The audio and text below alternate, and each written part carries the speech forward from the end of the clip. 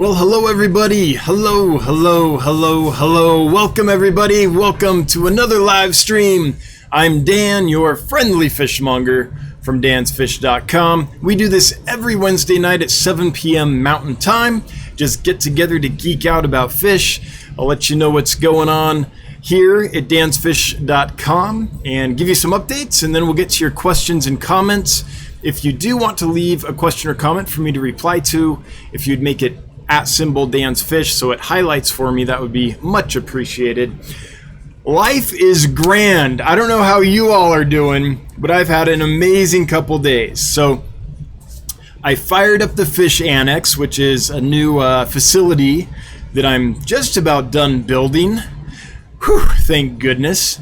And fired it up a couple days ago. Everything went fine. I had to make some adjustments in the water manifold system so that I had water distributed to the tanks equally, so there wasn't a ton of pressure coming into some tanks and a whole bunch of water, and then lots less pressure on other tanks. So I spent the last couple of days adjusting all the pressures so that all the tanks more or less will fill at the same rate with the auto water change system.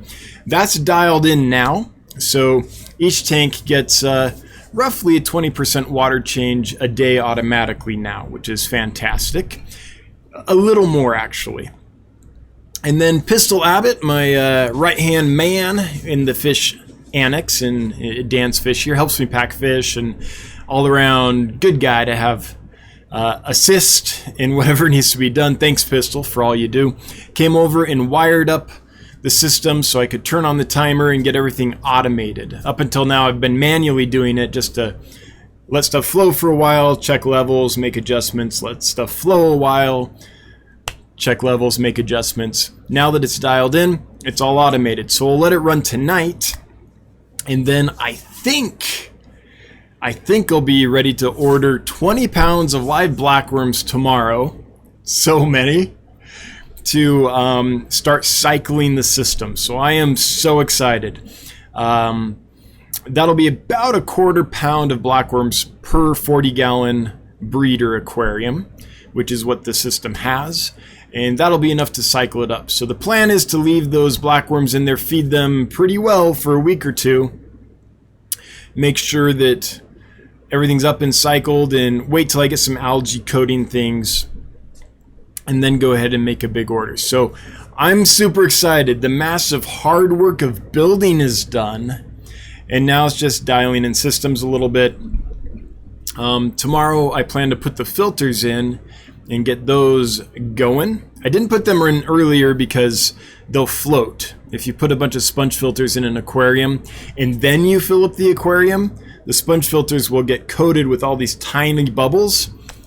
Makes me want to have a ukulele. Tiny bubbles. And they'll float, and it takes forever for them to sink again. So I'm waiting for the system to get filled up and stable and everything, which I think it is.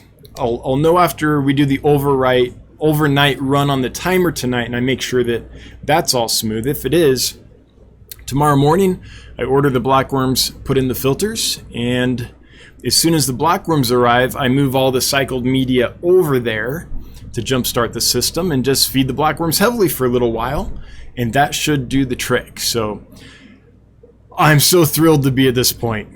I have heat out there now, so I'm not freezing my you-know-what off every time I go out there to work. It's all insulated and cozy.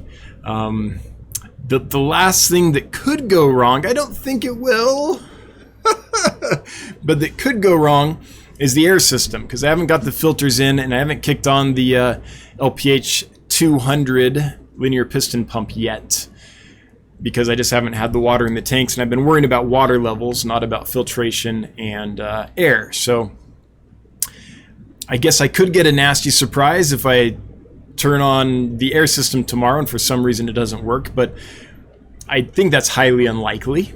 And so I think we're in really good shape. So I am super excited. Tomorrow I might actually have time to shave Busy Beard. I might actually have time to shave my face and cut my hair and be like, oh, okay.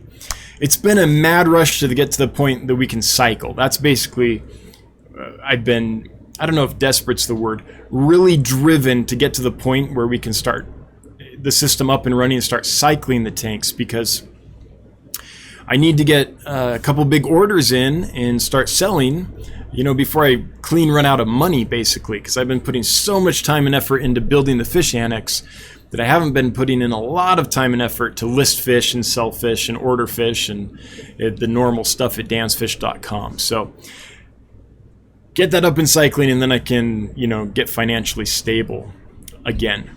The other reason life is excellent is I got my taxes done today. So that's done. State taxes. I still have to do federal, but the state taxes for the business are all done, which is awesome. Looks like we averaged, let me see what this would be. We averaged about $5,750 a month last year. So the business is doing okay. It was right around $69,000 that we grossed. Now, I don't get to keep all that. I have inventory, I have shipping, I have food, I have maintenance, I have all that stuff. So margins are about 40% on that, which ain't half bad. But it's long hours, and it's a ton of work to just make 40% of 69,000. But that's what we did. The numbers are in, and I'm happy with that, and I'm excited to see what the Annex does to change that number. My hope is that adding the Annex, having so many more fish available, I can draw a wider range of customers. I think that generally what happens is if you go to order fish from somebody, if they only have one species you want, it's like, I don't know, one species, pay the shipping, go through all that, I don't know. But if they have 3 or 4 or 5 species you want, then maybe you're more likely to be like, okay, now I can justify the shipping. Now this makes sense. So my hope is that by having the Annex up and running and having so many more species available, that I'll be able to serve more customers, because I have the critical mass of what they want in order to make an online order make sense to them, if I'm explaining that well. So you have to, make ordering online, you have to make it so that it's worth the shipping, basically, and having lots of species someone wants helps to do that. So I'm hoping that that'll happen. That's the plan. I'll be really interested to see. I'll be collecting data over the next several months on the Annex, and be really interested to see what the reality is. What is the change in activity at dansfish.com with the addition of the new facility? What does it do to margins? I think I know what's going to happen, but I just know on a spreadsheet. So getting the actual data is going to be really interesting for me. So life is awesome for that. Then on a completely unrelated note, life is awesome for something. So we'll get right back to fish, but real quick, for those that don't know, I've been in the entertainment industry most of my life and produce shows. And I'm really excited that a show that I helped develop, I produced the development of this play at the Wyoming Theater Festival, which I ran, I haven't done it for a while, is now open in New York off Broadway. It's called Romeo and Bernadette, and I'm just super excited about it. For anyone here that is into theater, I just posted a link to it. Check it out. If you're in New York, it is a great show. So anyway, I'm excited because a show that I produced the development of and have been interested in and working on for a long time is getting a nice big production. And BB Newworth watched it, and she gave a nice little review of it on a video, which is fantastic. For those who don't know who BB Newworth is, she plays Nadine on Madam Secretary. Madam Secretary's chief of staff, I believe, was her position. So anyway, back to fish, but just side note, super excited about that. So in general, things are fantastic. I feel like the weight, the pressure of that crunch of get to the point where you can cycle the system is pretty much melting off my back right now. So I am thrilled. Also, a quick thank you to everyone that helped with last week's fundraising drive for the Overholes family. I've haven't actually gone and calculated the exact amount, but it was significant what was raised. And so I want to just say thank you. I actually meant today to calculate the amount so I could tell you, here's how much we raised, in that would have been better. But I've been so busy. So forgive me for not having the number. I'll try to remember to get it next time, and get an actual number up. But thanks, everybody. It was enough to make a real impact, at least short term. So thank you for that. I think, let me get my list. I'm so absent-minded today. So much going on that I actually wrote down stuff. Oh, the giveaway.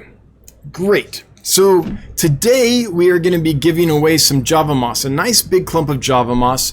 That Java moss in the thumbnail is a picture of the tank I'll be pulling it from that I took earlier today. So that's the actual moss you'll be getting. I'll send you at least a nice, like, oversized softball sized bunch of it, before it gets out of the tank and packed down. As soon as you take it out of the tank, it like collapses on you and looks a lot smaller. But the amount I'll take out will be a nice big ball of it, and I'll send that to you in the giveaway. Now, Java moss, you can get it from other hobbyists. You can get it at fish clubs and things, but it's really hard to find in fish stores. It's hard for the industry to provide it because it grows fairly slowly, and when they farm it immersed, it's just the transition to immersed is really slow and ugly and doesn't generally do really well. So it's a pretty high demand plant. I don't do a lot of plants, but this is one that I know people want. People ask me for it all the time, actually, and I happen to have a surplus of. So the giveaway tonight is #Fish Annex, because I'm super excited about finally being to the point where I'm not done, but not desperate. Oops, I tried to make that bigger so that I could show it to you, and I just made it go away. Oh, that didn't help. Hang on. I tried to make Fish Annex bigger so you could see it better. There we go.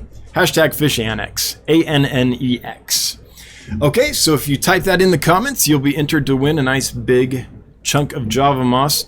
And for anyone that's here for the $300 gift certificates giveaway, that was last week. That's not this week. This week we're giving away Java moss. I didn't realize until about an hour or so that I left the old title up for the giveaway that we did last week for the $300 in gift certificates. So sorry, Bob, if I gave you a heart attack. Bob from Kaler's Aquatics is the person who funded that last week, sponsored that. So when he saw the title, today was the same thing. He was probably like, what? So I'm so sorry, Bob. I just neglected that little detail. Of course I did. The one time it actually matters. Sorry about that. I could use some Java beans, says the Lone Aquarist. Well, thankfully they're available almost anywhere. Some little wake-up juice. So that is what's been going on here. I have been going over the lists, and there are some amazing fish available. I am super excited about. I can't wait. I can't wait to get these tanks up and cycled and do this first order from Nigeria and get in a bunch of killifish, a bunch of the different Congo type tetras, the Brycinus and things like that. Some really cool stuff on these lists. Again, it's always a wild card. You order, and then they send you what they send you. Just because you order something doesn't mean you'll get it, or as many of it, or any of that. But it's guidelines. They're more like guidelines, yeah. But I'm super excited about it. Now, I had a question. There's someone I shipped. Oh, shipping report. So as far as I know, all the fish that I shipped out this week have arrived alive and in good shape. I had a customer reach out to me yesterday and say they arrived at 72 degrees. That's perfect. Last week, someone reached out to me, said they arrived, I believe, at 78. It's a little warmer than I want, but 78's not bad at all. And that's just because at higher temperatures, their metabolisms are a little higher. I prefer low to mid 70s for most fish, just because it's still in their range and their metabolism's a little slower. But 78's fine, especially for overnight or 2-day, no big deal. So that's all going good. So far this year, I'm 100% arrive alive and almost 100% stay alive. Last week, a couple days after the live stream, I got a note from one of the customers that one of the fish that I'd sent, even though it arrived in alive and things, had passed away a couple days later. So, or maybe it was the next day. I don't remember exactly. And you can never know exactly why a fish doesn't do well in someone's tank. But and I don't have the exact numbers, but that still puts us well above the average we had last year of 99.5+% that arrived alive and stayed alive. So I'm pretty happy with what we're doing. The only offering overnight shipping, I know it's super expensive, and I know it makes it so some of you just won't order. You know, that's a lot to shell out on shipping. I totally understand it. But it is proving to be better for the fish because everyone seems to be doing pretty well with that during the cold of winter. So I'm sorry about the expense, but I think I owe it to the fish to keep doing that. And spring's coming. As soon as it warms up, we'll get back to some 2-day shipping and things. Okay, so anyway, one of my customers in the report and telling me how the fish arrived and everything asked me a question that I want to address before I get to your questions and comments in the stream. The question they asked was, why don't you mark the box live fish? I don't label the boxes I send live fish. And that's an excellent question, and I just thought it'd be worth mentioning here real quick so you all know why. Now, I've done that in the past, and the reason I don't do it anymore is I found 2 issues. Number one is that the special treatment they give boxes marked that way often actually slows down the delivery. So the other boxes are in the system, they're just going the normal thing, and then there's these special boxes that are labeled, and sometimes whatever they do to try to help actually slows down the process. So I just found that delivery times tend to be more quicker more often if I don't mark the box live fish. It's just, here's the normal box on the normal route, here we go. Versus here's this, oh, what do I do with this? And then set it aside, go ask the supervisor, what do we do with this, all that stuff. It just slows down the process. So that's number one. Number two is I have had issues with animal rights. I don't want to say that because I like animal rights, but with PETA type folks, maybe folks that are totally against people keeping fish in aquariums, seeing that and actually sabotaging boxes or shipments and things like that. So if it's delivered to your porch and it says live fish and your neighbor thinks it's, you know, unethical and reprehensible and horrible and immoral for you to keep fish, sees that box on your porch, there could be issues. Or if someone, one of the thousands of people these boxes go by in transit in the warehouses and delivery routes and all that stuff that actually handles the box sees that, there can be issues. So those are the two reasons I don't do it. And I do go back and forth. Every now and then I'm like, oh, maybe I should label it.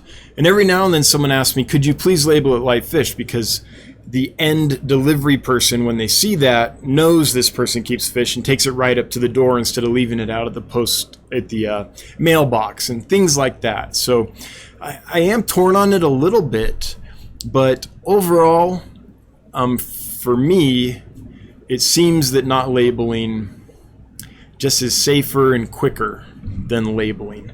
And by the way, there haven't been a ton of deliveries sabotaged or anything like that, but we're pretty sure that that's happened in at least one case, and that's why I originally stopped labeling the boxes live fish. And this was years and years ago. And the truth is, I don't even remember all the details of it, but that's why. Okay, I think I've chewed the fat here on my own long enough, so let's get to your questions and comments. if you have a question or comment for me, I'm happy to engage. If I don't know the answer, I'll just straight up tell you I don't know. Or, well, I've never experienced that, but here's what I think. You know, I'll try to be clear with you so you know the level of answer you're getting, how much to trust it. But if you have a question or comment for me, if you would type the @ symbol, then immediately start typing Dan's Fish, you'll see it highlight or populate. You click on that, it highlights for me, and the mods will every now and then put a comment that shows how to do that, in case you're wondering. If I'm not answering, it's simply because it's not highlighting for me, or because chat jumps on me, or I'm so far behind that YouTube punishes me by making chat go to the bottom and cutting off all the things at the top. I can't actually see all the comments, so it just means I'm simply not seeing your comments. So if you notice that I'm in the chat and I've passed your question or comment and not answered it, just repost it. I'm not ignoring you. I just literally haven't seen it, if that's happening. So I'm going to scroll up as high as I can and get to these. I want to start by thanking my mods, the former 54 Punchy, also Not Candy, now known as Punchy Paints. By the way, Pam, I like the new username. I think it's to the point and short and sweet. I like it. Punchy Paints. So thank you. Candy Overholes, thanks for being here. Killers Aquatics, thank you for everything you do. And I saw Skipper's Aquariums. In the pre-chat, I was madly trying to get the engines up and running, so I couldn't reply. But Skipper's Aquariums, glad you're back. Welcome. Glad you could make it this time round. All right, so here we go. UGG Aquatics at Dan's Fish. I have plants I can give away. Awesome. You want to throw them onto this giveaway, or do a separate one, or do your own? Like if you have plants and you want to donate them to a giveaway here or on the next live stream, that's great. We can make that work, kind of like we did with Bob last week with the gift certificates. Or if you're saying you have plants and you want to do your own giveaway, yeah, go for it. I'm not an expert on plants, but lots of people love them and lots of people need them and want them. So that would be awesome. That username, UGG Aquatics. I just love it. All right. Recon's Aquariums, y'all don't forget the like for Dan's Fish. 139 watching, 64 likes. Why, thank you, Recon. I appreciate that. Thanks for being here and getting us some likes. Renamar, will you be getting in any dwarf platies, either the coral red or the blues? They are hard to find. Please. So, Rena, you know, if I saw a group of dwarf platies in a decent batch at a decent price, I would totally get them. The issue is I'm probably not going to do it in the immediate future because I'm focused on a big order from Nigeria and a big order out of Indonesia, trying to get killies and some rare cichlids and characins and things from Africa, and then trying to get wild type bettas and some other really neat things out of Indonesia. So knowing where I'm ordering from, I don't think I'll be able to order on the next 2 orders. And I plan on filling the fish annex and the current facility behind me to bursting with these orders. So it depends on how fast I sell through and what I choose to order next. The next order might be from Colombia. I'm not quite sure. But the honest answer is I wish I could, but the exporters I plan to import from for the next foreseeable future, I doubt we'll have any. So if you can find some anywhere else, I would suggest to do that, just because it'll be a while, I think, before I can do that for you. Now, if anyone here has any, or has a good source for them, would they list it in the comments for Rena? And if you make it at Rena Mar, so it highlights so they can see it and get right to it, let's help out if we can. I'm sorry, I just won't be able to do that in the immediate future. Reels Tank saying hi. Hey Reel, I hope you're doing well. Always good to see you. Hope the angels are doing good. Did you ever get the discus to spawn and any of the fry to survive? I am a couple months behind on videos for most people, just because I've been absolutely swamped building this new facility on top of everything I normally do. So I apologize, Reels, if you've made videos of it and you've got a bunch of discus fry and they're doing well and you've shown it 10 times. I'm just way behind, but curious how that's going for you. Jay Jr., what's your shipping rate look like? Free at a certain amount?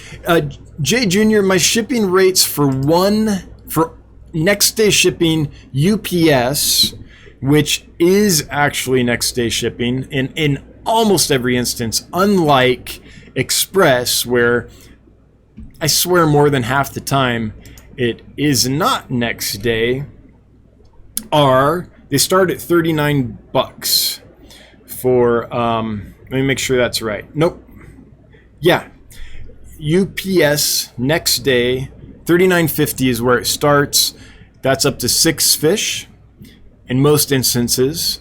The next size up is a medium box. I can do usually about 15 fish in a medium box. That's for $54.50. In a large box, I can fit 22 fish in. That is $64.60. UPS next day, which, if you know what UPS's rates are, it's pretty reasonable. It's still not cheap, but it's a lot less. I get like a bulk discount rate, so it's less than I used to have to pay for sure. And I get that by going to goshippo.com and running my account through them, because then my orders are amalgamated onto all their other orders in massive orders, so UPS gives a discount. Now, so during the winter, when I'm shipping next day, I don't offer free shipping on any amount. If someone ordered a couple $1,000 worth of fish, maybe I do free shipping, but in general, no. And the reason is in the winter, I actually lose money if you average it out on shipping. So during the winter with the heat packs and the expensive shipping, I actually charge you less than it costs me. In the summer, I charge a little tiny bit more. And so it tends to equal out over the year, but I simply don't have any wiggle room on the shipping for next day. It's very expensive for me. I'm not like charging a bunch of shipping and making margin on it by any means. I'm actually losing money. If you average it out on every box I'm sending out, I lose a few bucks on the shipping side of things. So I can't. Now in the summer, when it warms up, then I offer free shipping on like a purchase of $100 or more, because then I can send things USPS priority and it's not as expensive at all. It works out to like a 25% discount on your order if you get free shipping that way. So, but in the winter, Jay Jr., I just can't. 44 Mad Guy, Fish and More. Hey, right back at you. Welcome, glad you're here. Small Fry Aquatics. Hey, good to see you, Small Fry. Craig, I feel like it's been a minute. At Dan's Fish. When I typed this, you were talking shipping. I've had better experiences with 96-hour heat packs. Have you? Awesome. I'm glad you're figuring those out. No, I just stopped. In fact, I'm sending all of them back. I talked to TSK and I was like, I can't use these. So, no, I have not cracked them yet, but I'm glad you have. That's awesome. Is there any specific trick you've discovered to make them work? When I couldn't even just lay them out on a table and have them all burn at a good clip, I was like, man, if they aren't going to burn with that much oxygen on them, if I put them in a box, they're for sure not going to burn. So because of that, I was like, ooh, can't take that risk, and I have not used them. But please do let me know what your method is to get them to work, because I haven't found out how to make them work yet. I eventually just said, nope, I'm done, and went back to 72 hours. Hey, Bentley, good to see you. I just saw you left a comment. Helping someone out in the chat. I appreciate it. By the way, I don't know if I thank people that do that enough. Thank you, everyone who's helping folks out in the chat. I know there's a lot of side conversations going on and things, and I just really appreciate it when someone can come here and get an answer, even if it's not from me. In fact, a lot of times it's better if it doesn't come from me, especially if it's about plants or something like that, which Bentley is, an expert on. Master Horticulturist, I believe, is the title. Fishkeeper Cole, I have an abundance, that's an understatement, yep, of guppies. They are all mixed breed, but they are all nice to look at. Okay, sorry. They're all mixed breed, but they overall look nice enough to sell. Okay, would it be worth setting up a Get Gills store for them? I want to say yes, just because as an owner in Get Gills, by the way, getgills.com, if you have fish to sell or want to buy fish and supplies from other hobbyists, check it out. I want to say yes, just because I always want to get more people on there. But the truth is, Fishkeeper Cole, there are already lots and lots and lots of guppies. Let's see how many at getgills.com. Let's just take a quick look here. Let's look at live bears. And I think we broke out guppies. Oh, where are they? Did we place them somewhere else? Here they are. There's 37 listings of guppies, and there are already several, if I remember right, kind of mixed batch type guppies on here. Let's see though, maybe not. As I browse through, I'm not seeing a whole lot of mixed batch guppies. Fancy muck guppies, okay. Mixed fancy guppies. Okay, yeah. So it's up to you. I would check out Get Gills. Look at the other folks already selling those kind of mixed fancy guppies, assorted guppies, that kind of stuff. It appears that there's already several on there. And so if that's your only item, what's probably going to happen is someone will be browsing. They'll go to your store. Okay, they've got mixed fancy guppies. They'll click on another one with mixed fancy guppies, and they'll see that they have those plus some other stuff. And it's more likely that they'll order from someone else just because then they can get a few different things in one shipment versus just one species. But check it out and decide for yourself if you think it's worth it or not. Setting up a store on Get Gills is pretty darn quick and easy, I think. Other folks can chime in. It's easy for me. I mean, we built the website, but well, Jonathan built it, but I was there every step of the way. Breathing down his neck, looking over his shoulder.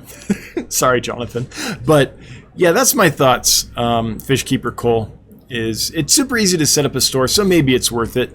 But that's an item that there's already a lot of there, so I'd hate for you to spend a bunch of time, set up a store, expect to get a whole bunch of sales, and then be disappointed. So those are my thoughts on that. Ugg Aquatics. If you put live fish on a box that comes to my town, you can leave it in the open indefinitely. Okay. If you put live fish on a box that comes to my town, you can leave it in the open indefinitely. I'm not sure, Ugg, exactly what you mean by that.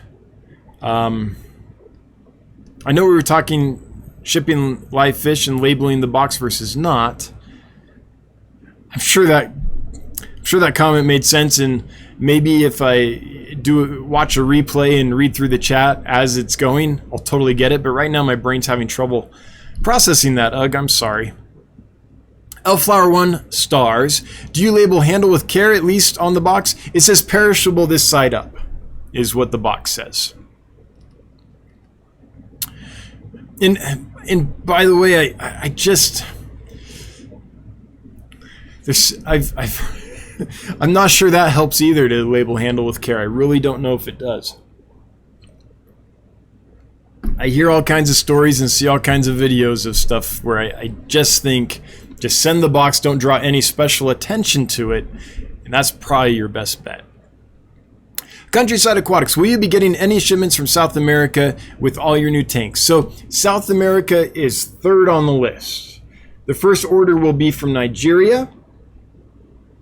Did I just flip you off? I didn't mean to. From Nigeria, which, depending on how many of the species actually come in and all that, I'll land them in the tanks. Once they're all in the tanks, I'll know how much tank space is left. Then I'll put in the second order out of Indonesia. That's the plan today anyway. Once those fish come in, it might fill up the rest of the tanks, or there might still be some space. If there's still some space and it's adequate to do a full import, because it takes a lot of space to do an import, then I very well might do Colombia, maybe Peru, but probably Colombia. So that's the plan. If I do Nigeria and Indonesia and there's just not enough space for a full import order, then I'll order through other suppliers and just get odds and ends, like maybe those little dwarf teacup platies and stuff like that. By the way, your comment, because it says South America, reminds me, there's been some folks asking about the South American puffers. I do have them. They're doing really well. They've been, I think I've had them for 2.5, maybe 3 months at this point. So I'm pretty comfortable selling them. The only reason I haven't listed them yet is I have been just so it's not overwhelmed. That implies like I'm feeling anxious and having heart palpitations and stuff. It's not that, but just so focused and driven to get the fish annex built. But now that that's done, I do plan within the next few days, or at the latest next week, to go ahead and list the South American puffers, the Geophagus wine milleri, and some other fish that I have that I've just been, just have not got around to listing, for those that have been asking about that. Karen Robb at Dan's Fish. What are scuds and what do they do? Scuds are amazing. So what a scud is a freshwater amphipod. If you think of kind of like a pill bug or a roly-poly that lives underwater, that's kind of what they are, I guess. They're not exactly that, but kind of like that. And so like a small little freshwater shrimp. They get about 1/4 inch. They eat all kinds of algae. They breed like rabbits. They're amazing food for fish. I absolutely love them. The only thing that I found to be a problem with scuds is if you have tanks with shrimp, say Caridina, Neocaridina, stuff like that, and there's scuds in those tanks, then the scuds population can absolutely boom and they can outcompete the shrimp. So if you have shrimp tanks, make sure you keep the scuds out of there. And the other thing is the medicine you use to kill scuds, if you do get an infestation, is also likely to kill your shrimp too. They're very similar animals. So it's hard once they get infested in a shrimp tank to get rid of them. But besides that, no complaints whatsoever. I've kept them with fish eggs. They haven't eaten the fish eggs. I assume they do, but I haven't seen it. And that's just taking a plant that has a bunch of rainbow fish eggs on it or something, putting it in the scud tank, and then a few weeks later been like, hey, there's a bunch of baby fish in there. It's not like putting in 10 eggs and counting if the scuds ate any of them. Maybe they ate a bunch of them and some just didn't get eaten. I don't know. But they definitely have never bothered free swimming fry. And I mean, even tiny, tiny little free swimming fry like bettas. So I find them to be awesome. In a live food culture, they're amazing. You can every now and then take out a scoop and feed them to your fish, and your fish will absolutely love you for it. Anytime I get a plant that just gets totally covered in algae, I'll take it out, put it in a scud tank, and the scuds will eat the algae right off it. I don't see them eating a lot of live plant material unless there's absolutely nothing else available. They prefer algae and decaying materials.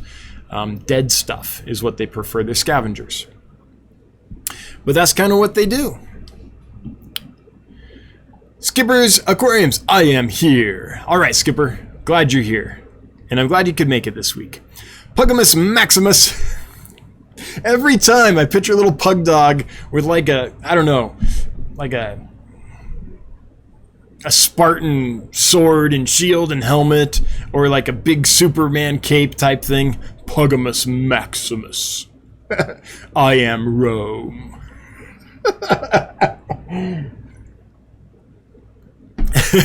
Name a couple of options for community fish that can control shrimp populations but not other fish. Okay, so a lot of your little micro predators, Erythrania werneri, the threadfin rainbow, will eat baby shrimp. and that it's just the natural food for them, tiny little living organisms. Scarlet Batis, Black Tiger Batis, the Dario, any of the Dario will do that as well. So Celestial Pearl Danios will do it. So a lot of those tiny little nanofish that are naturally micro-predators, and often you know them because it's often hard to get them to eat flake food in the aquarium. Those that I mentioned, not so much, but those little guys, they're driven by tiny things that move. They just search and pick all day long. So any of those will do it. Any of the Selexithes, so either Celestial Pearl Danios or Emerald Blue Danios, is it? Erythromicron? Dwarf Emerald Rasbores, those two will do it. The Threadfin Rainbows will do it.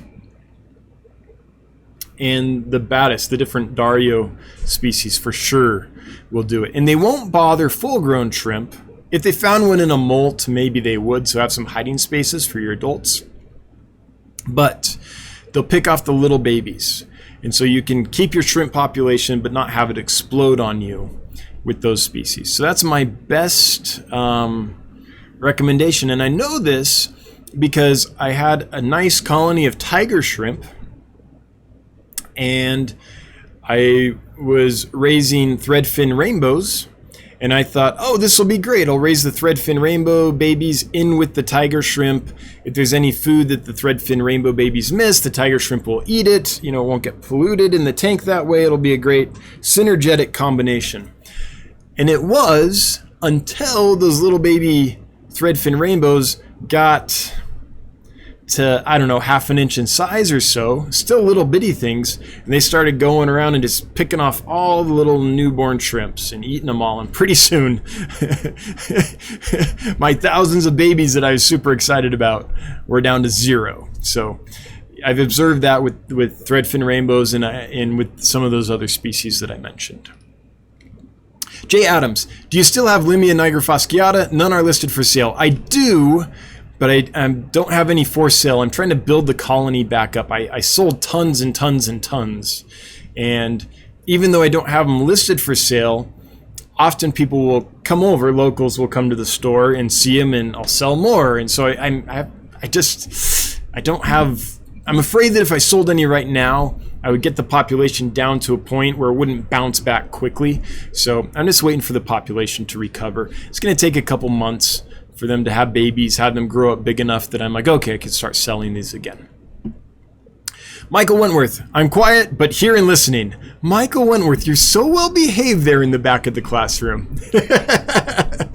Building a rack for more tanks 3 times your current tanks equals world peace. You know it. Thanks for inspiring me to grind and get it done. # breeding is pleasure. So I really enjoyed watching Michael's build. He's posting pictures of it as he goes through the process of building his fish room. You can follow along at the Get Gills Facebook group. Just on Facebook, search Get Gills and we should pop up. Michael's a mod there and posts some cool stuff, including his fish room build. So thanks, Michael, for modding, and thanks to Cynthia as well for modding that Facebook group. I appreciate you both. Disco Fish. Rena Mar, regarding dwarf platies, thanks for the answer and totally understand, but keep them in mind. I'll keep them in mind. My favorite platy ever. Neon Yellow Calico. I love them. I'll get them in again sometime. It's been a while. Small Fry Aquatics. A recent valid criticism I received from a customer. Sold Java moss and I absolutely have snails. Man, did I get lit up. Are yours snail free? No. Thanks for mentioning that. I didn't think anyone would expect it to be snail free, but if you're getting Java moss or any plants from me ever, you're very likely to get snails. You could get scuds, although this tank doesn't have scuds in it that I'm going to take the Java moss out of this time around.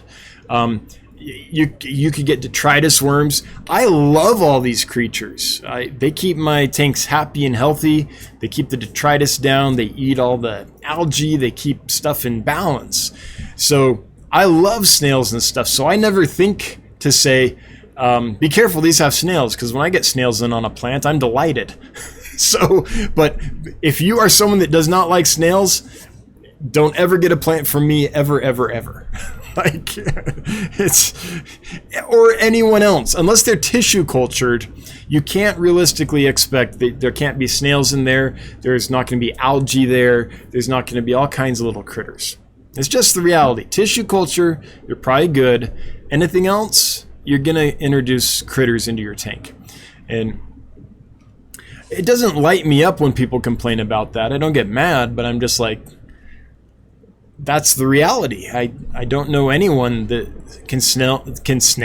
I don't know anyone that can snail plants. They can sell plants and guarantee there's no snails in them unless they're tissue cultured. Because even if you kill all the adults, you're going to miss egg masses. You're going to miss newly hatched snails. Even if you treat the tank with a chemical that kills the adults, those egg masses are bulletproof. Something's going to survive. Man, sorry, Craig. I guess I need to make sure that's on all my listings of any plants. I guess I need to make sure, and I think I might already say plants plus sun-dry critters and algae. I think. Yeah, I feel for you. That's a tough one. Elflower 1 stars. Do the wild bettas hide a lot in the tank? Sometimes. Yes and no. In some setups, they're super comfortable and they're out and about and all the time. And when I take the lid off, they rush up for food. And when they see me walk by, they come to the glass and beg for food. In other setups, they can be very reclusive and you never see them. It totally depends on how they feel. So, how do you set up a tank for the best chance of them being out and about and you've seen them enjoying them a lot? In my experience, it's tons of cover. I have lots of Java moss, lots of water sprite, lots of tubes for them to hide in little caves and things. Lots of cover. Lots of bettas helps. If they're in a big group, they're a lot more likely to be out and about. And the other thing that helps is ditherfish, other species in the tank. So I have a group of betta rubra right now that are in a 75-gallon tank choked with Java moss, caves, water sprite, at least half the tank, right? The other half is free and clear. Has thread phennicaras in it, has a couple ember tetras in it, has, I don't know, a few little odds and ends in it that I can't remember, some cories and stuff.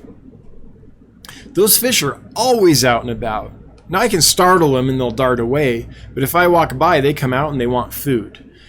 They're very comfortable because there's a large group of them in there, and, well, it's getting smaller all the time as I sell them off, and they're just females, by the way. Anyone that's, I used to have males, I've sold out of males. All I have left, I think, is a group of females. So I know a bunch of people are about to say, I want a pair, but they're just females that were left from the last batch I raised. It was female heavy. So I sold all the males and pairs I could, and now I'm down to females. Every now and then I'll get surprised and maybe spot a male, like happened 2 weeks ago when I did the random fish giveaway. A pair of betta rubra were sent with that. But as far as I know, they're just females. But anyway, that tank, tons of cover and plenty of other fish. They're out and about all the time. I have another tank. It's a 5.5 gallon, lots of Java moss, some caves and stuff. There were only 4 fish in that, and I never saw them. And that was a brooding tank. So I take males that were holding and move them there so they could hold and then release the fry without being disturbed by the rest of the aquarium, and I could get good survival rates. So they did that, and then after a while, they were in there for a long time after they were done brooding, and I never saw them. So it can go both ways. But big tank, other fish, lots of hiding spaces, and generally they learn to come out and about. And not strong flow. These guys don't like a lot of current in the tank. That can definitely drive them to a corner or into a cave where they're sheltered and stuff. So you don't want a ton of current. A couple things bubbling, box filter, sponge filter, maybe an air stone, that's plenty. Power filters could really be an issue for them and make them hide just to get out of current. All right. Reels tanks. I lost all my discus. Oh, the heater. Oh, really? I'm so sorry to hear that. Actually, now that you say that, did I already know that? Maybe that's ringing a bell. I'm so sorry. Oh, I'm sorry to bring it up, too, if that happened. That's no fun. Didn't mean to rip off, pour, lemon juice on the cut. Sorry about that. Michael Kamen, thoughts on Hydra? Ooh, eradication methods and who eats it. Still raising fry in the tanks and worried about the babies getting enough baby brine shrimp, so cutting food is not ideal. Yeah, so that's when Hydra is an issue. So when you're trying to raise a batch of babies, you're feeding baby brine shrimp, the Hydra are like, ooh, and they eat a ton of baby brine shrimp and their population just goes boom, and pretty soon every surface of the tank is just covered in a fuzz of Hydra. Yeah, I know exactly what that's like. And that's rough. Then what do? You can't cut the brine shrimp because then your baby fish starve. You can't keep feeding the brine you can't keep the Hydra because they'll eat the baby fish. So it's a conundrum. Couple things. The one that tends to work, I can't remember if it's flubendazole or fenbendazole, but I used to take like dog dewormer, Panicure, or any of the others. I think it was fenbendazole. And take some of that, blend it up in some water so that it's really well mixed in because it doesn't dissolve easily, and pour that in, and that, if I remember right, help take care of it. I think flubendazole would do the same thing. So those are two things that can work and are readily available. Copper will definitely kill them if nothing else works, but copper can be harsh on your biological filtration and other things, inverts, even on fish if it's in too many doses, and I don't know how well fry are going to do in copper, so that might not be the best in a rearing tank type situation. But that's my best for you is fenbendazole and flubendazole. But fish that eat them, I think, again, a lot of your little micro predators will probably do it, but besides something like a kissing gourami or some big beast like that, I actually can't think of a species that I'm like, I know that eats Hydra. Does anyone here know? I suspect some of your little micro predator fish would, I'm thinking croaking gouramis would just go to town on them, but I really don't know I can't think of a small fish besides like the kissing gourami, which is a big beast and gets really mean, that would eat them.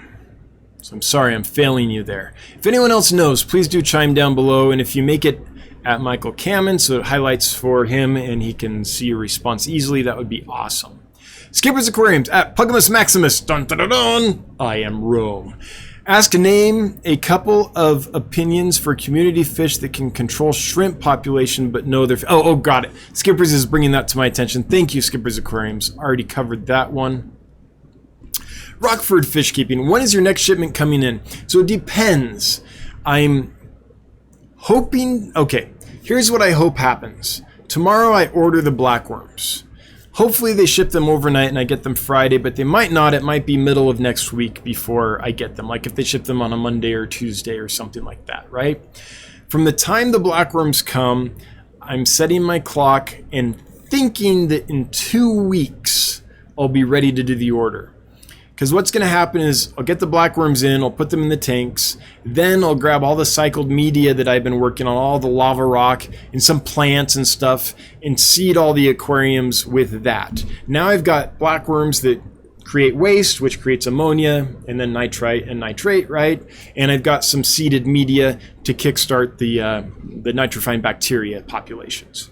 My hope is that within 2 weeks, I'll be able to get that system up and running, that everything will have become coated in algae, and then I'll be comfortable making the order. But it's kind of up to the system. If it happens in a week, maybe I'll do the order a little earlier, although probably not. I probably hang out for 2 weeks just to be sure. But if in 2 weeks I haven't seen an algae bloom come in, then I'll have to wait until that happens. So it's kind of going to be up to the system. I just have to wait and see. I'll also be testing. I've got a thank you again to, sorry, I'm reaching for something, to Steenfot Aquatics for notifying me that there were a bunch of test kits. So I got 4 of them for ammonia, nitrite, nitrate, plus a bunch of other stuff. I got the 5-in-1s and the ammonia test kits. So I can also test the system as it goes through and see when it's kind of done cycling and things. Now it's a little risky. It's a brand new system. I'm going to get it up and kick-started and then turn around and order, you know, many thousands of dollars of fish. And so that's why I want to wait for the algae bloom. Because once the algae's bloomed, then I'm like, okay, I'm confident putting fish in here. And that's the reason I'm ordering so many blackworms, because 20 pounds, I can put about 1/4 of a pound in each aquarium. That's enough that's a good bio load. That's a good amount of animals, and I'll feed them heavily. So I think that I can get that bacterial pollination up, the filters get all seeded, everything up, and then the algae's kind of the last step. Just get some life in there, right? So that's the process, and I don't control all of that process time-wise. Yeah. Frank White, 93 likes from cool fish people and 1 dislike from a PETA member who hates you. Hates your past box labeling. Yeah. Yeah, there's always one. We always start a live stream with a dislike, and every now and then I get a second one. If I get 2 dislikes, I'm always like, oh man, I screwed up on that one. No, it doesn't. You know, this is my time to geek out and have fun with you guys, and just be me. And if people don't like that, feel free to dislike it. This is me. This is who I am. This is what I do. This is how I talk. This is how I think. If it's not your cup of tea and you feel like you must protest with a dislike, go nuts. And then be off with you. Go find a channel you do like. Stop wasting your time here where you don't like it. Plenty of options. What do I see here? What do I see from the one and only Ginger Graves? $9.99 thrown down. More wild betta species, please. I want the precious. Ginger, I'm doing my best. They are unbelievably expensive. Even buying in quantity and buying directly from the exporter. So I'm still haggling, trying to get it to a point. So when I do the order from Indonesia, there's lots of fish besides wild type bettas I can bring in. And so worst case scenarios, I bring in a bunch of other stuff and a few species of wild type bettas just because of their price. Or if I can haggle enough to get the price down, or skip this supplier and go a step further and find the people that this supplier buys from, you know, get as far up the chain as I can and get a price that makes sense, then I can order. I think there's 16, 17 species that I'd really like to bring in. But that's, I forget how many dollars worth, but it's many tens of thousands of dollars worth of bettas. And so I'm trying to work the price down to a point that makes sense. I'm hesitant, especially with the new system, to pay a whole bunch for large quantities of many kinds of wild bettas and then bring them in the system and either have an issue or not have an issue and just find out, you know what? There's not a market for these. I sold 5 pairs of each and now I'm left with 45 pairs of each and I can't move them, right? So it's going to depend on the price I can work them down to. And I'm not trying to work them down because I'm like, you know, you will give me the best price so I can make tons of money. I'm just trying to work them down to a price that makes sense so that I feel like I can actually move through the quantity I'll have to buy. If the price is too high and I have to charge a higher price for them, then I'm really worried about getting in a situation where, okay, I've got 100 bettas of a certain species. I sell 6 to people that love bettas, and then the other 94 just sit there forever because the price is so high, right? So, but I'm working hard on it. It is a focus. It's a passion and a love I have. I love wild type bettas. So I'm pulling out all the stops and trying everything I know to make it work. Scott's Aquatics, what kind of fish are you or would you like to start selling? Well, Scott's Aquatics, I am so glad you asked. Let me show you what I currently sell. So if you go to getgills.com, go to stores. Here's my store, Dan's Fish, and you can see everything I have for sale. Or you can type in dansfish.com and it takes you right to this page. So there's, I don't know, maybe 50 species I currently have for sale, something like that. Just quickly showing them to you so you can get an idea. And I'm pretty low right now. I've been so focused on building the fish annex that I haven't done a lot of ordering new species in for a little while and kind of getting pictures and getting stuff posted. But dansfish.com, you can check them all out, or getgills.com. It all takes you to the same place. But what I'm planning on bringing in, so I have a facility behind me that I currently sell out of, and I've been selling out of for a while, and it's my business. It's how I make my living.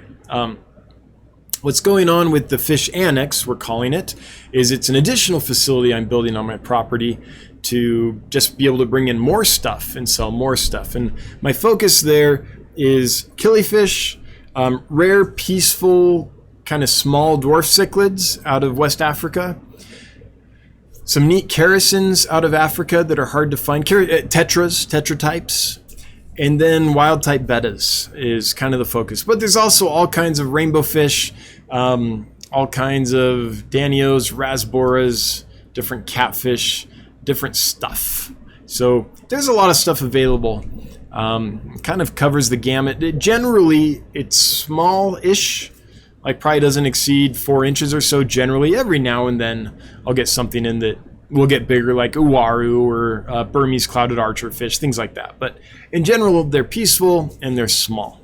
Kind of the focus is more or less community fish, stuff that does well in planted tanks sometimes, that kind of things.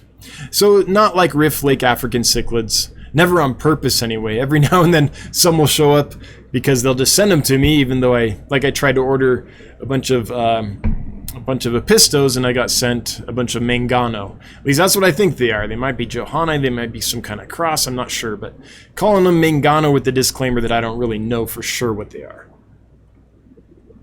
But that's an exception. Okay. Woo! Chat did the jumpies. Chat be jumping.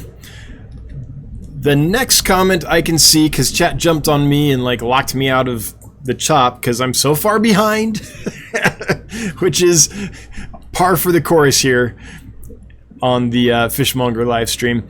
The first comment I can now see is from Chewy LTD, and it says, "Hello at Dan's Fishing, everyone." Well, hello, Chewy, right back at you. Skipper's Aquariums, to ask a question, type at and then Dan's Fish so it highlights for him to see. Yes, please. Thank you, Skipper, for reminding folks. Ugg Aquatics. I meant plants for the live stream. I only really have rare stuff, so it's a good win. $25 to $60, all I ask to pay ship. Also, can you get Baddest? Cool. Well, Ugg, if you need money for your giveaway, you'll probably need to do it on your own. But thank you so much. I appreciate that. When I do a giveaway, though, I don't want to. I want to make them just a true thing where it's like, you won, it's free, it's no hassle. Here, I'll send it to you Monday. So I totally understand. By the way, this is not me saying how dare you or anything. I know shipping's. Trust me, I know how much shipping is. It's expensive. It's a big deal. I get it. So I totally understand that it's like, yeah, I'm willing to do a giveaway, but you got to cover shipping. Like, that's standard. It's not a problem. Please do that. It's just not what I'm trying to do here in the live streams. Also, can you get Baddest? Yes, I can. I can get Baddest. And they are a fish that I love. I've had them in the past here in the facility, and I do plan to get again. It's just going to depend, though. The first massive orders, Nigeria, Indonesia, and Colombia, I don't think the Indonesian folks have Baddest on the list. I think it's from India, if I remember right, Baddest. Well, I'd have to look at that. But I can get it just probably not the focus, the first few orders from these specialized exporters, because they don't carry it. And when I'm doing these orders from these specialized exporters, I'm really trying to focus on stuff I simply can't get anywhere else. That's the focus, because baddest I can get. It's on the list every week from my normal suppliers. But I do hope to get them in. I like them. The thing with them, though, is getting them to eat dry foods, flakes or pellets, or rapashi even. I haven't had luck. So if you're getting baddest, in my experience, I have to have a whole bunch of live food and a whole bunch of frozen food available. It's kind of like getting a puffer. You know, I have to be ready. And so it's not something I can just order up on a whim and be like, yeah, I'm going to get that. You know, I have to be ready. Otherwise, they get emaciated, they waste away, and they don't do well. So they are something that I get, but I have to prepare for. Cat and Fish at Dan's Fish, Marble and COE. Cat and Fish, I'm not sure what that refers to. If you could leave me more. Here you did. Cat and Fish. I have baby snails like crazy in my Shelly tank. Yeah, that'll happen, especially if you have Malaysian trumpet snails. You know, they do well. They dig down and aerate the gravel or the sand or whatever, but they can absolutely explode.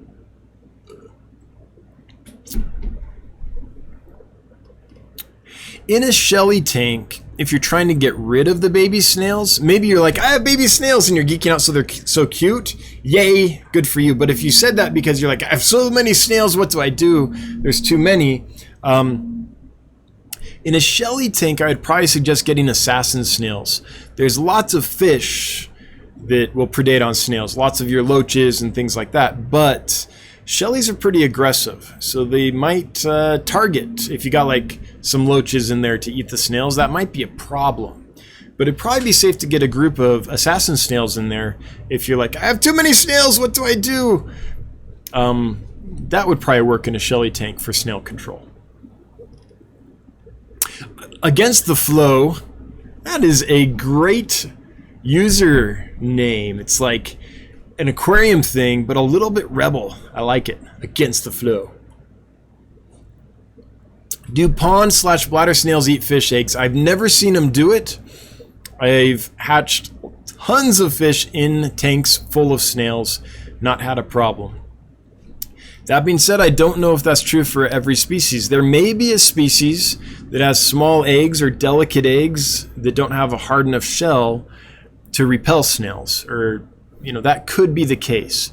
But I've never observed that, and I'm never hesitant to put snails in with my eggs or my wrigglers or anything like that, because I really don't think they eat them unless they're dead. If the egg dies, it might get eaten, or if a wriggler dies, it might get eaten. But I've never seen any direct attacks. Now, there's other people that do say that snails eat eggs. I don't know if they're saying that and they're just repeating lore that they read on the internet or heard or something, or if they have actual experience with that happening. And I don't want to discount that could happen, but I've never experienced it. Rockford Fish Keeping. There are places that sell snail-free plants. In fact, the place I get plants from are like that. That's awesome if you found a place that can do that. I know there's a lot of places that advertise they're selling snail-free plants. If you found one that actually is selling snail-free plants, that's awesome. Good for you. Chewy LTD. Snails and other mollusks like clams, oysters, and mussels are important. It's one of the reasons gobies are banned from BC. Oh, really? So the gobies will focus on the shellfish, and British Columbia does not want that because it would devastate the ecosystem. That's what I'm taking from that message. That makes sense if I'm reading that right, if I'm getting that meaning correct. That makes sense to me. Just one more fish with Josh. Finally made it home from work. Been listening on the road. Hey, welcome. And by the way, congrats for making it through another day of work. I hope you have a job that you love. If not, double congrats for making it home from work. Finished building the fish room. Yes! And have gone from 28 tanks to 45. Still have 55 tanks to install. Josh is doing his bit to create world peace. Remember, 3 times your current aquariums equals world peace. If we all did that, I swear this world would be a better place. So of course that's tongue-in-cheek, but you know, aquariums just do a lot. They calm you down. You just sit and watch an aquarium. You know, there's all these apps and all these people trying to figure out meditation to calm their minds, which I get. Like, with everything coming at you on all your screens surrounding you all the time, your mind can get super cluttered these days. I totally get it. But I've never had a problem with meditating because my whole life I've sat in front of fish tanks and watched the fish, and there's something about the motion of the fish, of the plants if I've got them, the bubbling of the water. There's something about that that just calms my mind and allows me to slough off all that poison in my head. And so I kind of mean it when I say 3x your current aquariums equals world peace. I really do in my own life experience a benefit from them. I don't have to work real hard at like making sure I'm doing stuff to connect with nature and clear my mind because it surrounds me. Now, also 3x tanks can create tons of work if it's not installed right, if the system's installed poorly, and then you're stressed because you are having trouble keeping up with all the water changes and maintenance and stuff is getting neglected and you feel guilty. Then it's the opposite effect, of course. But 3x tanks equals world peace. I'm sticking to it. Cheshire Cat, welcome back. Good to see you again. I hope college is going well. I'm the same way. I got a new snail species from plants I bought and was delighted. I love snails. Yeah. And I don't mean to like say if you don't like snails, there's something wrong with you. That's fine. It's just, I wouldn't think that when I ordered plants at all. It wouldn't be a thing. Oh, this has snails on it. Water Wizard. Hi, Dan. Hi, all. Good morning. Well, hello, Water Wizard. Welcome. Welcome. From whence you hail. What is it? Like the Netherlands or something? Something off yonder, if I remember right. Still one of the best images on a thumbnail for his user ID ever. The Rainbow Shiner. One of my favorites. Mike E.M. Mickey M. I only trust ram's horn snails. Doesn't seem to eat fish eggs, healthy fish eggs. Following smell, question mark. Will only eat dried eggs, question mark. Dead eggs, sorry. And they don't sneak in to eat apisto eggs in caves at night. Yeah. Okay. So Mickey M is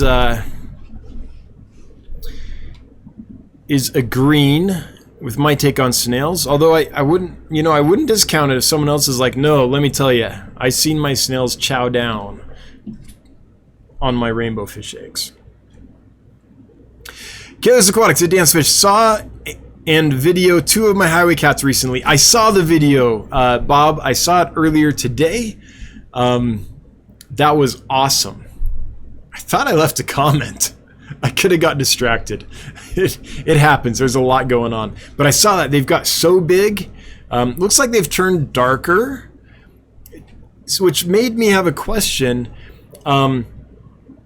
Is the highway stripe pattern still vivid on them when they grow up and get big like yours and turn dark like that?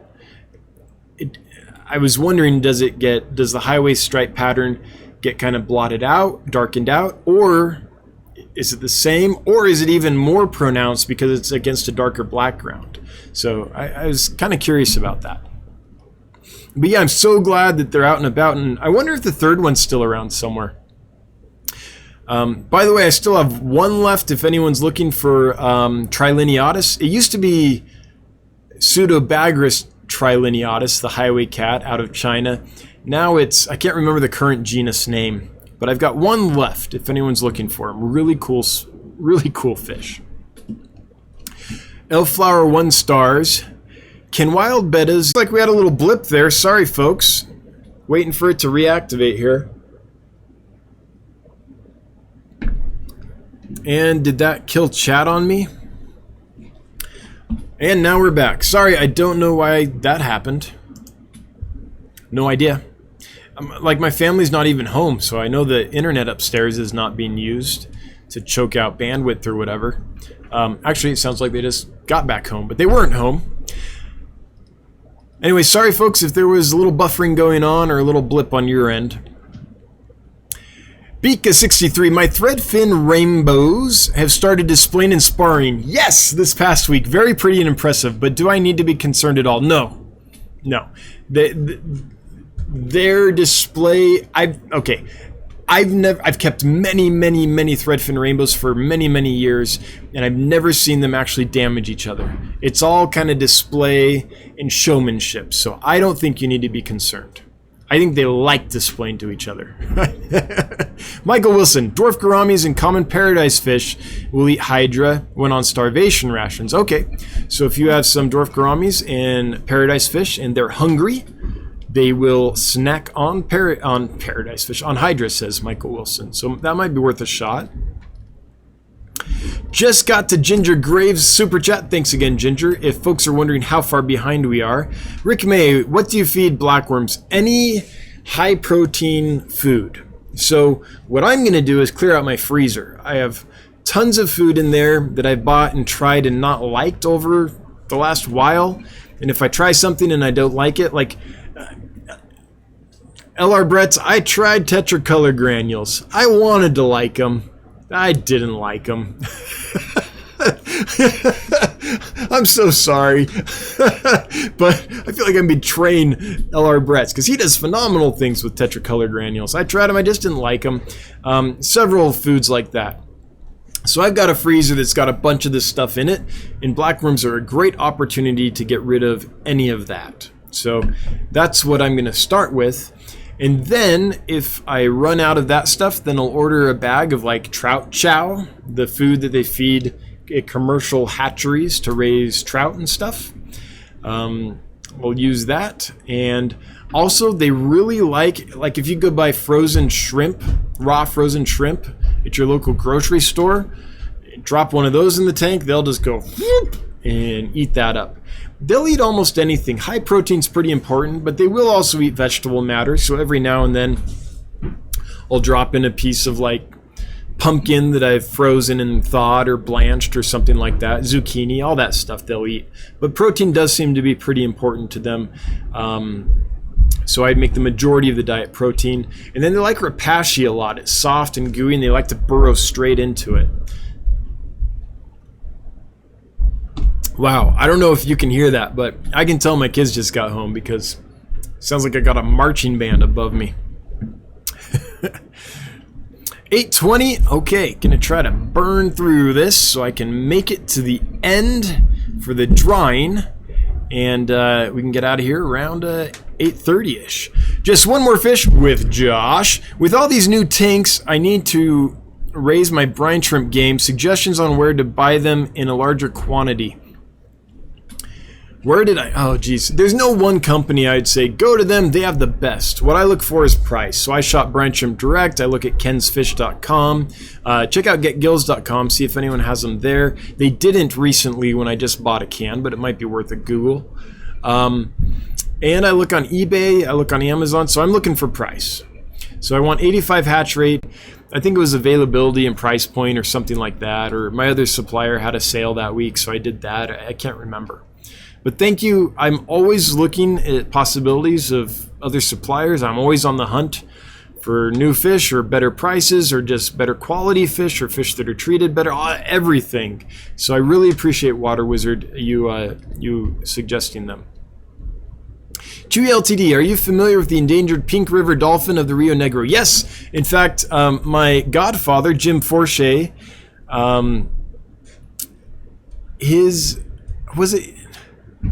I think his daughter that just sent me pictures of her down there feeding them. Is that right? Yeah, I think that's what happened. Anyway, one of my close friends, I can't remember if it was Jim or his daughter or someone else. But anyway, yes, I'm aware of them. Man, I hope that they can save the freshwater dolphins. That would be just horrible if we can't hang on to those species. I don't know a ton about them, but I know they're cute as a button. They have a long snout, And yeah, I really like them. I can't keep them in my aquarium, so I haven't done a ton of research on them. Moonstone KK, why not just use old filter scrud, TIA? Oh yeah, so that's what I'm gonna seed the aquariums with. So I have like a bunch of lava rock in the tanks right now, in these tanks downstairs right now, like this. Oh, the light's not on. Anyway, I was gonna show you. There's some right behind me in the tank down below here. So that it does get, you know, some of that nitrifying bacteria on it. But there's a difference between just throwing some bacteria in a tank and being like, it's ready, I can put, you know, literally 100, 200 fish in there. Or, which is what happens sometimes on an import, 50 fish minimum probably. Or being like, okay, I've introduced the scrunge, and now I'm going to let the system marinate. I'm going to put something in there to continually keep the bio load up and keep the production of ammonia going so that the system really settles in. And that's what I'm going to do before I import. That's when I'll feel comfortable. I'm not comfortable just being like, I've got this old filter, this old sponge filter. I'll just, you know, move it to a new tank. Because yeah, that's helpful. But the system still isn't settled in at that point. You've introduced part of it, but it hasn't had time to calibrate, I guess, if you will, to reach an equilibrium. So the blackworms help with that. Blackworms are similar to adding a whole bunch of fish, and so the tank basically has the same experience for a while and can settle into that reality. Yeah. Okay. Sorry, chat jumped, so I'm scrolling. Here we go. But I hear you. If it wasn't a fresh import, Moonstone KK, and I was just starting another tank and was going to put a few fish in it and then maybe add some more and then maybe add some more, then that would probably be fine. But when I'm going to do a full import on it, I've got to do more for me to feel okay with it. Sand Creek Aquatics, how often do you update the website? Well, we just did a major update a couple weeks ago. Got a whole bunch of new stuff on there. It's all behind the scenes stuff to keep it running smoothly, keep it working well with our host servers, and make sure that we've got, I don't know if it's the encryption or whatever, but keep the safety's up to the latest standards, all that stuff. And usually I post new fish for sale on it, which now that I'm reading your comment is probably what you're asking. I usually post new fish every week or two. I usually get new fish every week or every 2 weeks. I quarantine them for at least 2 weeks, and then I list them if they're ready. Sometimes it takes longer, but so generally every week or two. However, with this new facility I'm building and all that, I haven't listed new fish in a while. But that's about to change. Now that the new facility is almost off the ground, I'll get back into the swing of things pretty quick here. Terrence Blayton. Oh, and by the way, there's a bunch of other people that sell on getgills.com, so the getgills.com has new stuff going fairly consistently. All right. Let's see here. Terrence Blayton. I think one of my killies has the coronavirus. Oh, would Lime help? Terrence, viruses are beyond my scope to help with. I'm so sorry. I wish I could. But I can't. I'm just... Basically, my weapons are, if it's bacterial...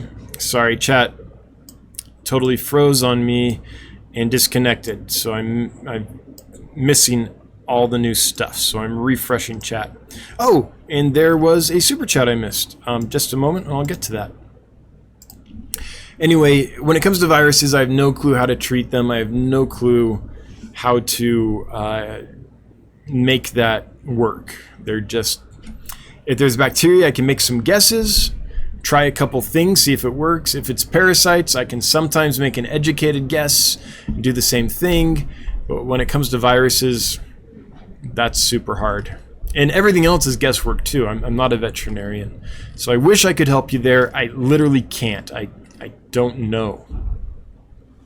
Aquarium is maintained by Andy, $2. Thank you. Thank you so much, Andy. Oh, I have time for beneficial bacterias. Yes. Take the time. Take the time and your fish will thank you. It's just safer that way.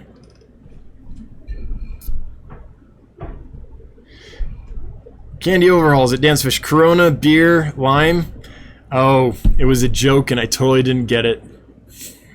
Not the first time. Just kind of dense up here today.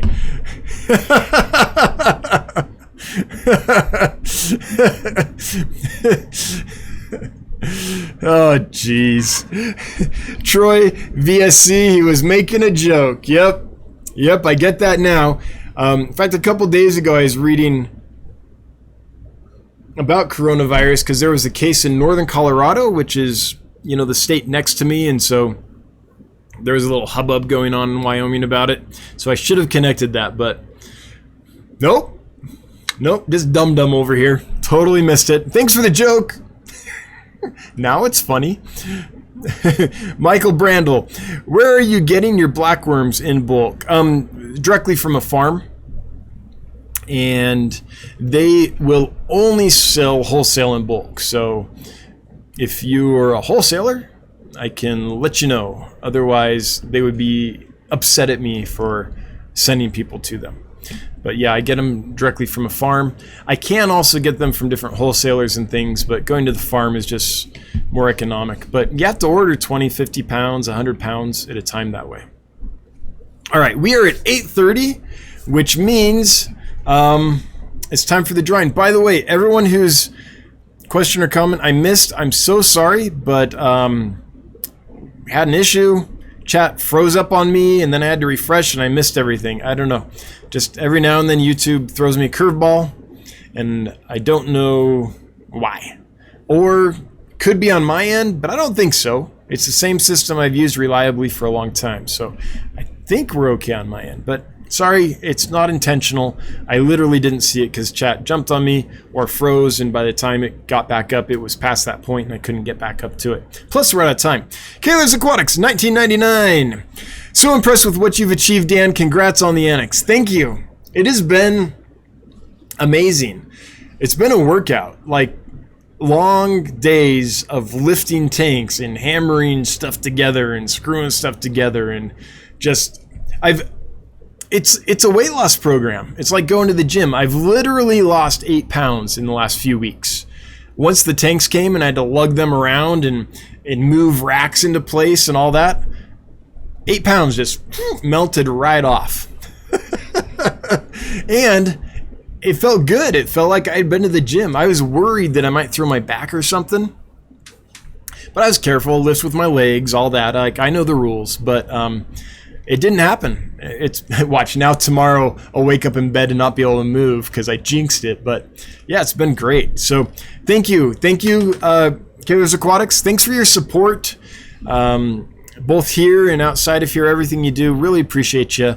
And yeah, the Fish Annex, I am excited about. I am thrilled about, and I can't wait. Sand Creek Aquatics looking for blue-eyed rainbows.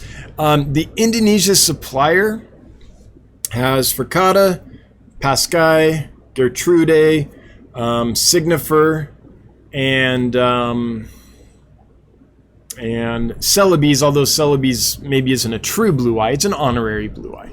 So once I have the Nigeria order settled, providing their space, I'll probably bring in some blue eyes along with the wild type bettas. Blue eyes and other rainbows are one of my favorites, so I'm more likely to bring them in than some other species, provided there's still room. So maybe I can help you out.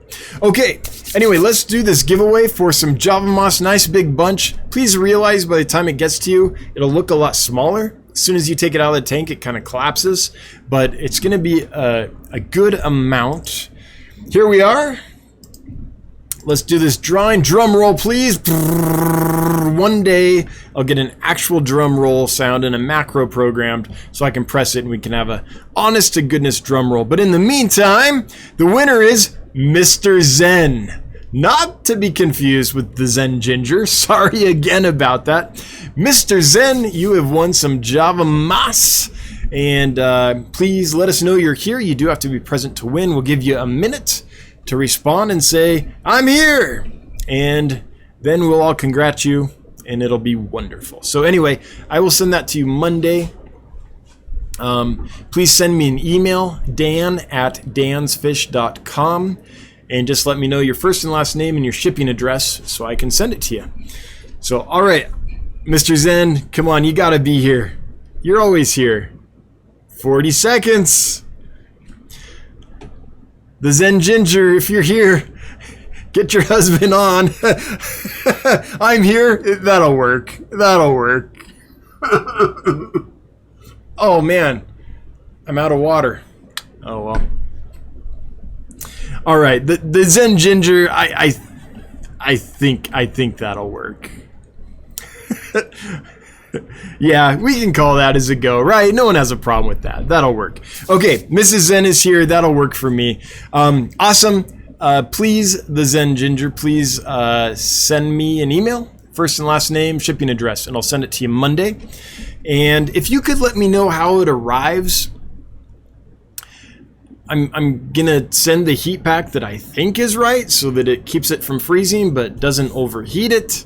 And it's always a bit of a gamble, but I think I can do it in a way that'll get to you not frozen and not fried. That's the oh, I'm here, says Mr. Zen. Awesome. Oh, I'm gonna switch screens. Congrats again, and thanks everybody. Thanks for everyone that left a super chat. I really appreciate it. Thanks to my mods. I appreciate all of you so much. Everyone that helped other folks in the chat, thanks again. The questions and comments, I really appreciate it. It helps keep stuff lively. So I can go for, 20 minutes, half an hour, but after that, it's really nice to have some interaction with you guys, have your questions and comments, and be able to talk with other fish people, even though it's kind of one-sided, but I appreciate it. All you lurkers, I get it. I'm usually lurking as well, and everyone watching on the replay, I appreciate you as well. Until next time, we'll be back next Wednesday, 7 p.m. Mountain Time. And until then, have a good one. Bye-bye.